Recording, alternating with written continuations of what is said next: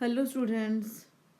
आज हम बात करेंगे ब्लॉक 3 के यूनिट 8 पीपीएससी 132 जिसका टॉपिक है एग्जीक्यूटिव यानी कार्यपालिका। मेरा चैनल है इग्नू पाठशाला विद सुनीता। मैं इसमें कोशिश कर रही हूँ कि कुछ वीडियो अपलोड करूँ जो आप लोगों के टॉपिक्स को सिंपल तरीके से एक्सप्लेन कर पाऊँ। ये टॉपिक इंडियन पॉलिटिकल सिस्टम का बहुत ही इम्पोर्टेंट हिस्सा है। तो चलिए हम शुरू करते हैं इस टॉपिक को। सबसे पहला तो इसके ऑब्जेक्टिव्स क्या हैं इस टॉपिक के। एग्जीक्यूटिव का मतलब क्या होता है हम इसमें पढ़ेंगे। प्रेसिडेंट, प्राइम मिनिस्टर और काउंसिल ऑफ मिनिस्टर के रोल क्या हैं, इनकी पावर्स क्या हैं, इनकी रिस्पॉन्सिबिलिटीज़ क्या हैं। तो इंट्रोडक्शन की बात करते हैं हम। कार्यपालिका या एग्जीक्यूटिव सरकार की वो शाखा है, वो ब्रांच होती है जो गवर्नमेंट की पॉलिसीज़ को इम्प्लीमेंट करती है। मतलब गवर्नमेंट जो भी पॉलिसीज़ बनाती है, जो विधायिका का काम था बनाना और उनको लागू करना कार्यपालिका का काम होता है। इसमें प्रेसिडेंट, प्राइम मिनिस्टर और मिनिस्टर्स शामिल होते हैं। ये डिसीजन मेकिंग और एडमिनिस्ट्रेशन का काम करती है। मतलब जो हमारी ब्यूरोक्रेसी होती है उनको यहाँ पर डिसीज़न लेने के लिए तैयार किया जाता है। निर्णय, उनके जो डिसीजंस होते हैं उनको कार्यान्वित या उनको इम्प्लीमेंट भी किया जाता है।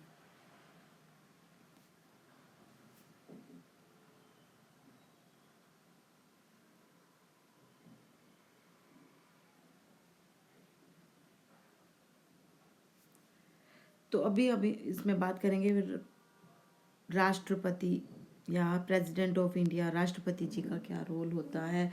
संविधान के अंदर ये प्रावधान दिया गया है कि राष्ट्रपति केवल राज्य का अध्यक्ष होगा। मतलब he is the head of the state, head of the country.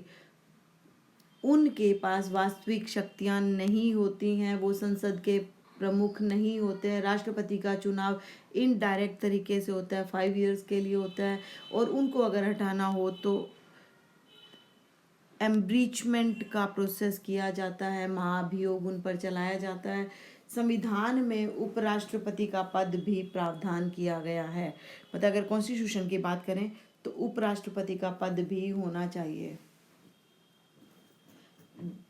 तो जब राष्ट्रपति अनुपस्थित होते हैं, एब्सेंट होते हैं, तो उस टाइम में राष्ट्रपति के काम को उपराष्ट्रपति करते हैं। यदि राष्ट्रपति त्याग पत्र दे दें, रिजाइन कर दें या उनको महाभियोग से हटाया गया हो या उनकी डेथ हो गई हो तो राष्ट्रपति के काम सारे उपराष्ट्रपति करता है।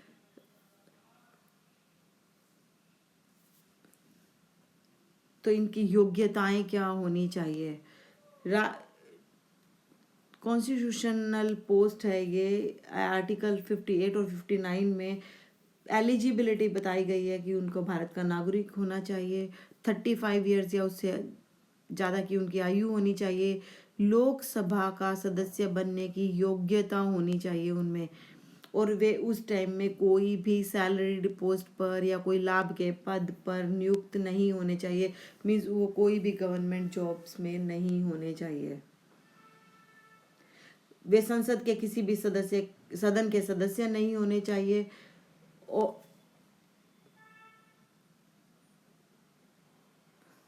उनके इलेक्शन का तरीका क्या होता है। राष्ट्रपति का चुनाव निर्वाचक मंडल या इलेक्शन कमीशन द्वारा कराया जाता है। दोनों सदनों के चुने हुए सदस्य इसमें वोटिंग करते हैं। संसद, राज्य विधानसभाओं के निर्वाचित सदस्य जो होते हैं वो इसमें वोट करते हैं। अनुपातिक प्रतिनिधित्व प्रणाली और एकल हस्तांतरण वोट का प्रयोग किया जाता है। मीन्स इसमें जिस स्टेट से जितने लोग चुनकर आए होते हैं उसके प्रोपोर्शनेट उनको वोट डाले जाते हैं और एक पर्सन का एक ही वोट काउंट होता है।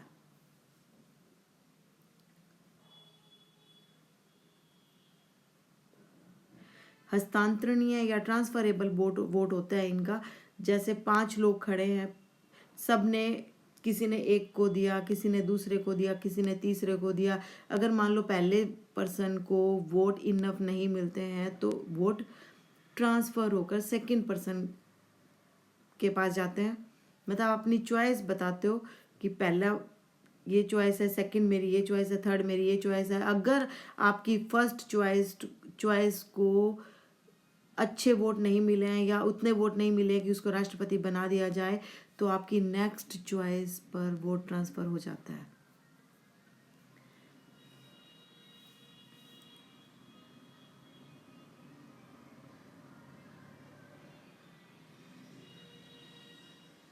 अगर किसी कंटेस्टेंट को पहले वोटिंग में बहुमत नहीं मिलता है तो दोबारा से फिर काउंट किया जाता है और ये तब तक चलता रहता है जब किसी भी कंटेस्टेंट को 50% से ज़्यादा वोट ना मिल जाए। तो इस तरह से इनका इलेक्शन होता है। राष्ट्रपति का कार्यकाल और पद से हटाने की प्रक्रिया क्या होती है? राष्ट्रपति 5 साल के लिए चुना जाता है। पद ग्रहण करने के दिन से ही इसका कार्यकाल शुरू हो जाता है। गोपनीयता की शपथ दिलाई जाती है इसको। राष्ट्रपति भारत के संविधान की रक्षा और प्रोटेक्शन की शपथ लेते हैं। पद की शपथ होती है ओथ ऑफ ऑफिस। राष्ट्रपति दूसरे कार्यकाल के लिए भी चुनाव लड़ सकता है। 2 बार से ज़्यादा कोई राष्ट्रपति नहीं बन सकता। डॉक्टर राजेंद्र प्रसाद 2 बार राष्ट्रपति चुने गए थे जबकि उन्हें प्रधानमंत्री का कोई भी सपोर्ट नहीं मिला हुआ था। राष्ट्रपति अपने पद पर तब तक रहता है जब तक कि नया राष्ट्रपति ना आ जाए। आर्टिकल 56 और 61 में राष्ट्रपति के विरुद्ध महाभियोग की प्रक्रिया का प्रावधान है जिसमें राष्ट्रपति अगर संविधान की अवहेलना करता है, कुछ ऐसे काम करता है जो कॉन्स्टिट्यूशन के अगेंस्ट जा रहे हैं तो उनके ऊपर ऐसा महाभियोग चलाया जा सकता है। इनकी पद की शर्तें क्या होती है? राष्ट्रपति को कोई वेतन मतलब राष्ट्रपति को भी वेतन और भत्ता मिलता है, मीन्स और बेनिफिट्स भी मिलते हैं। राष्ट्रपति को कोई अन्य लाभ के पद पर नहीं रखना चाहिए या इनसे कोई और सैलरीड जॉब या पैसे देकर और काम नहीं करवाना चाहिए। 5 साल तक के लिए होते हैं। इम्पीचमेंट के लिए इन आर्टिकल 61 में संसद के द्वारा इनके ऊपर चलाया जा सकता है। इनके अधिकार या इनकी शक्तियाँ क्या है? इनके पास कई तरह की शक्तियाँ होती है। तो सबसे पहले एग्जीक्यूटिव पावर्स क्या हैं? मंत्री परिषद की सलाह पर ये कार्य करते हैं। मंत्री परिषद जहाँ कह दे वहाँ ये साइन कर देते हैं। इनके विधायी अधिकार क्या हैं? कानूनी अधिकार क्या हैं? संसद का ये सत्र बुलाते हैं या जब संसद का सत्र नहीं होता तो कोई भी अध्यादेश जारी कर सकते हैं। न्यायिक अधिकार इनके पास है, क्षमा, दंड, माफ़ी। आपने देखा होगा कि बहुत सारे जिनको सेंटेंस टू डेथ, फांसी की सजा ऐसा कुछ दिया है तो अपनी माफ़ी के लिए वो राष्ट्रपति के पास एप्लीकेशन लगा सकते हैं। अगर राष्ट्रपति चाहे तो उनकी एप्लीकेशन को मानकर उनको क्षमा भी कर सकते हैं या उनकी जो सजा का ढंग है उसको बदल सकते हैं। मतलब फांसी को आजीवन कारावास में बदल सकते हैं, आजीवन कारावास की अवधि को कम कर सकते हैं, ऐसे कुछ कर सकते हैं। और इमरजेंसी में इनके पास पूरी तरह अधिकार होते हैं। राष्ट्रीय, राज्य और वित्तीय आप इमरजेंसी घोषित कर सकते हैं। National emergency, state emergency, financial emergency, सब कुछ ये घोषित कर सकते हैं। इमरजेंसी का चैप्टर हमने पिछले कुछ लेक्चर्स में पढ़ा है।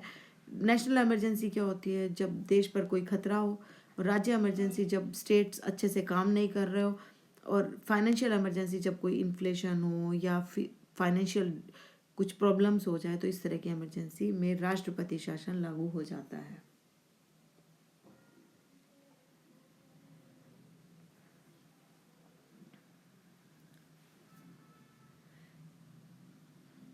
राष्ट्रपति के पास 3 तरह की आपातकालीन जो या इमरजेंसीज जो होती है, इनमें राष्ट्रपति पूरी तरह से स्टेट का मालिक या ओनर हो जाते हैं। हर कुछ इनके हाथ में हो जाता है और सरकार गिर जाती है उस वक्त में। उसके बाद आता है प्रधानमंत्री। जैसे राष्ट्रपति हेड ऑफ द कंट्री होते हैं, वैसे ही प्रधानमंत्री हेड ऑफ द पार्लियामेंट होते हैं। भारत में कॉन्स्टिट्यूशन में जो रियल पावर है वो सारी प्रधानमंत्री को दी गई है। प्रधानमंत्री मंत्री परिषद के मुखिया होते हैं। राष्ट्रपति मंत्री परिषद की सलाह पर काम करने वाले होते हैं।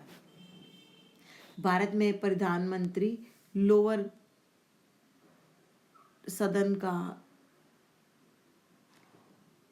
हेड होते हैं, मतलब लोकसभा के हेड होते हैं, और ये उनके सदस्य भी होते हैं लोकसभा के। इंदिरा गांधी 1966 या 1966 में प्रधानमंत्री बनी थी, तो वे राज्यसभा की सदस्य थी, लेकिन जब वे लोकसभा में चुनी गई तब वे प्रधानमंत्री भी लोकसभा का सदस्य होता है। मतलब पहले वो राज्यसभा की सदस्य थी, बट फिर उनको लोकसभा का सदस्य बनना पड़ा, और तभी से ये रूल चल रहा है कि प्रधानमंत्री को लोअर सेशन का या लोकसभा का सदस्य होना बहुत ज़रूरी है। राष्ट्रपति प्रधानमंत्री की सलाह पर मंत्रियों की नियुक्ति करता है। मंत्री किसी भी सदन से बनाया जा सकता है। कोई भी व्यक्ति यदि किसी सदन का सदस्य नहीं है तो उसे मंत्री बनाया जा सकता है, बट 6 महीनों में उसे इलेक्शन लड़ना पड़ता है। तो सरकार का प्रमुख होता है प्रधानमंत्री, राष्ट्रपति द्वारा नियुक्त किया जाता है। जिस भी दल को या जिस भी पार्टी को बहुमत मिलता है उसी पार्टी का ये प्रमुख सदस्य होता है। मंत्री परिषद का ये नेतृत्व करता है नीतियाँ बनाने में, और ब्यूरोक्रेसी को कंट्रोल करने में इसकी महत्वपूर्ण भूमिका होती है। देन आता है council of ministers and cabinet. Cabinet को साधारण भाषा में मंत्री परिषद भी कहा जाता है। मंत्री परिषद में कई प्रकार के मंत्री शामिल होते हैं। मतलब कैबिनेट और मंत्री परिषद थोड़ा सा फर्क होता है, हालांकि सिनोनिम्स के रूप में हम लोग काम जानते हैं इनको, बट थोड़ा इसमें फर्क होता है।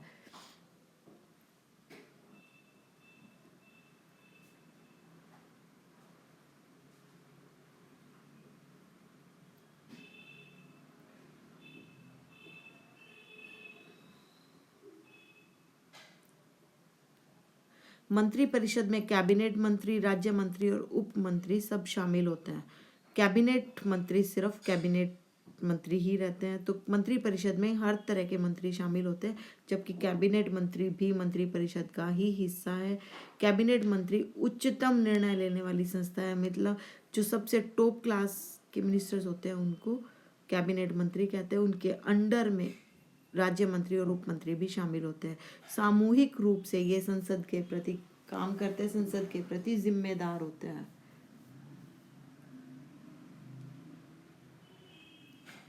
सामूहिक उत्तरदायित्व क्या होता है, कलेक्टिव रिस्पॉन्सिबिलिटी क्या होती है इनकी। मंत्री परिषद संसद के प्रति सामूहिक रूप से उत्तरदायी होते हैं, कलेक्टिव रूप से ये पूरी तरह से लोकसभा या संसद के प्रति उत्तरदायी होते हैं, उनके लिए रिस्पॉन्सिबल होते हैं। यदि संसद में अविश्वास प्रस्ताव इनके खिलाफ पास हो जाए तो पूरी मंत्री परिषद को इस्तीफा देना पड़ता है।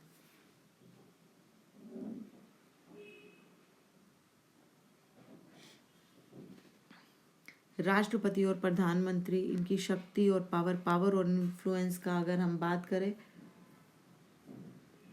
राष्ट्रपति संवैधानिक मुखिया या कॉन्स्टिट्यूशनल हेड है, जबकि प्रधानमंत्री रियल के एग्जीक्यूटिव हेड है, स्टेट पार्लियामेंट्री हेड है। राष्ट्रपति मंत्री परिषद की सलाह से काम करते हैं, जबकि मंत्री परिषद प्रधानमंत्री के अंडर काम करता है। प्रधानमंत्री की भूमिका नीति निर्माण और प्रशासनिक नेतृत्व में निर्णायक होती है, मतलब ब्यूरोक्रेसी को हैंडल करना, नीतियों को बनाना, ये सारा काम प्रधानमंत्री का होता है।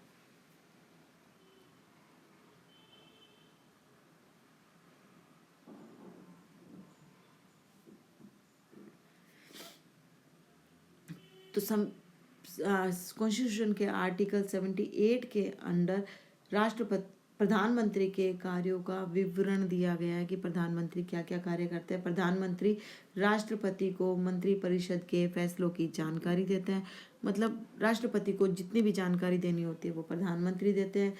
केंद्र के सभी कार्यों और प्रस्तावों को राष्ट्रपति की मंजूरी के लिए भी प्रधानमंत्री भेजते हैं। राष्ट्रपति चाहे तो वो मंत्रिपरिषद के सारे कामों की जानकारी प्रधानमंत्री से ले सकते हैं।